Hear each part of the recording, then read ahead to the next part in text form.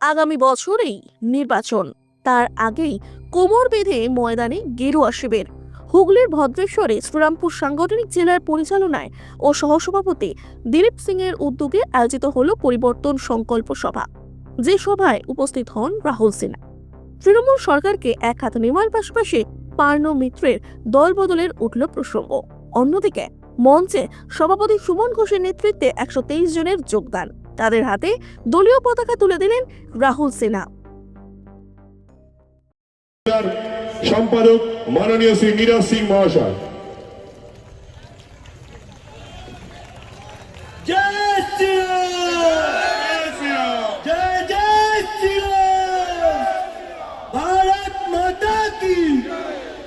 চেয়ারম্যানকে নিয়ে ভাবতে হবে, তার বিরুদ্ধে লড়াই, এই মানুষ মারা সরকারের বিরুদ্ধে লড়াই, এই ধর্ষণকারী সরকারের বিরুদ্ধে লড়াই।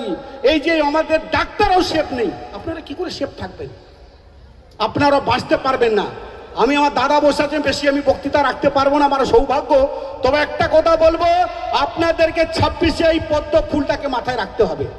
যেই সরকার যদি আর চলে তাহলে পশ্চিম বাংলা থাকবে না। কারণ একদম সব দিক দিয়ে আপনি তাকিয়ে দেখুন, বাংলাদেশে এক অরাজক সরকার চলছে। যেই সরকার ওখানে বেছে বেছে হিন্দুদের ওপর নৃশংস অত্যাচার চালাচ্ছে।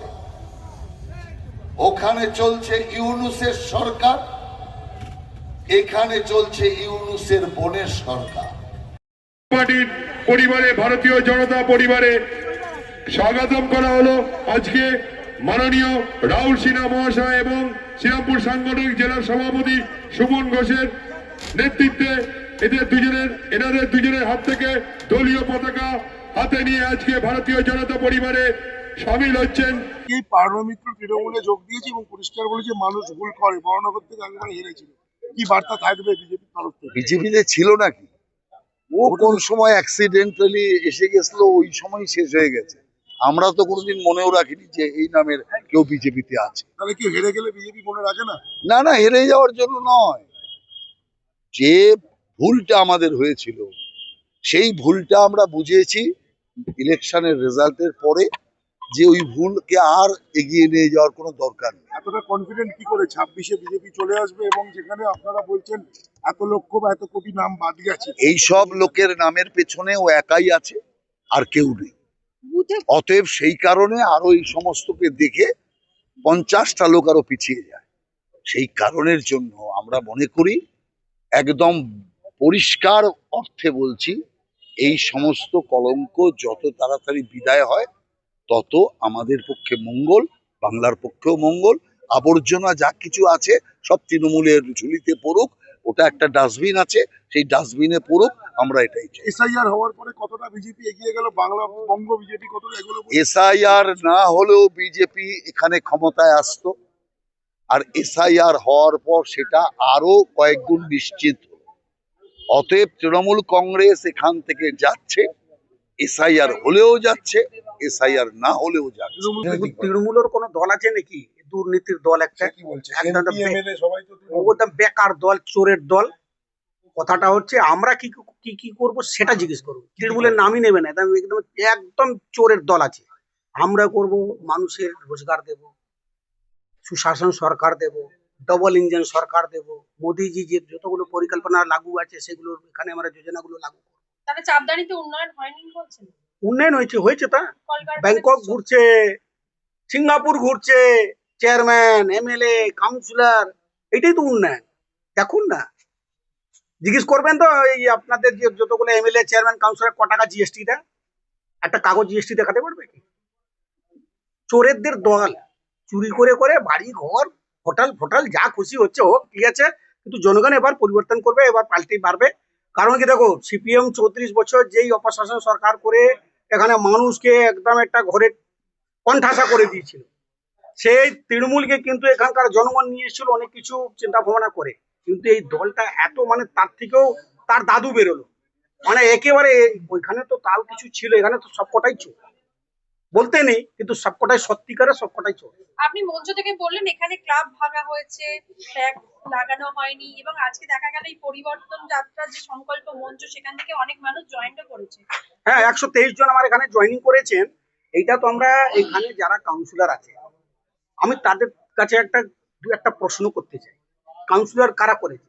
এখানকার জনগণ করেছে, এলাকার মানুষ তাকে নির্বাচিত করে নিয়ে এসছেন। তার কি জানার দরকার নেই কি কারো ক্লাব ঘর কেউ ভাঙতে পারে? কেন ভেঙেছে, কারা ভেঙেছে, কি শাস্তি হয়েছে তাদের জন্য? কোথায় কাউন্সিলর? কাউন্সিলরকে তো জিজ্ঞাসা করা উচিত ছিল কারা ঘর ভেঙেছে। কারো ঘর ভেঙে দেবে, কারো পার্টি ভেঙে দেবে, কারো ক্লাব ভেঙে দেবে। দুর্নীতি তার কি আছে? মিছিলে মিটিংয়ে যেতে দেবে না, গেলে কিন্তু আমি মারবো, এই তো মারধর, এই শাসক শাসাচ্ছে মানুষকে, সাধারণ মানুষকে শাসাচ্ছে। এই জন্য বলছি কোনো দল নাকি, এত জাগান্ন একদম 2 নম্বরই দল, তৃণমূল দল। আচ্ছা একদম মানুষকে পুরো ছুঁড়ে ফেলে দেবে, গঙ্গায় বিসর্জন হবে, দেখবেন এই দলটাই থাকবে। আচ্ছা, একটা প্রশ্ন রয়েছে। এটা গত পরশুদিন মমতা বন্দ্যোপাধ্যায় কোনো একটি সভা থেকে পরিষ্কার অভিযোগ এনেছেন বিজেপি বিভিন্ন রকম শিল্পপতিদের থেকে টাকা নিয়ে সেই টাকা দিয়ে ভোট জেতার প্রহসন করছে, এবং এই অঞ্চলে দাঁড়িয়ে বিশেষ করে এই চাঁদদানি অঞ্চল যেখানে শ্রমিক সংখ্যা বেশি, সেখানে তো মিনিমাম 1000 টাকা করে লক্ষ্মী ভান্ডার ইত্যাদি পাচ্ছে।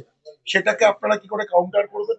কাউন্টার করে লক্ষ্মী ভান্ডার 1000 করে পাচ্ছে, আমরা 3000 টাকা করে দেবো। মানুষের তো যেটা প্রাপ্ত আছে সেটা পাবেই, কিন্তু অ্যাকচুয়াল যে 1000 টাকার কথাটা বারে বারে উঠে আসছে, তার কারণটা কি? মমতা ব্যানার্জি কি বলতে চাইছেন?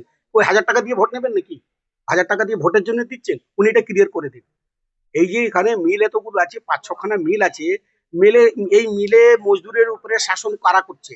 এই মিলের ম্যানেজমেন্ট উপরে শাসন কারা করছে? এই মিলের ম্যানেজমেন্ট কার কথা শুনে চলছে?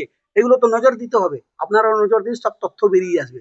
সময়ের অপেক্ষা, মানুষ তৈরি করে ফেলেছে মন যে তৃণমূলকে এবার বঙ্গোপসাগরে বিসর্জন দেবে। আর তার পরিবর্তন যাত্রার তে আমরা যে শুরু করেছি সারা বাংলা জুড়ে, তা অভূতপূর্ব সারা।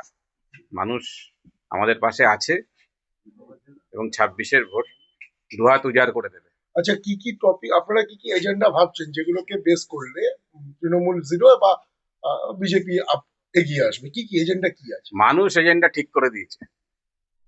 মানুষ এই 14-14.5 বছরে যে যন্ত্রণা ভোগ করেছে, মানুষ তার এজেন্ডা তৈরি করে নিয়েছে।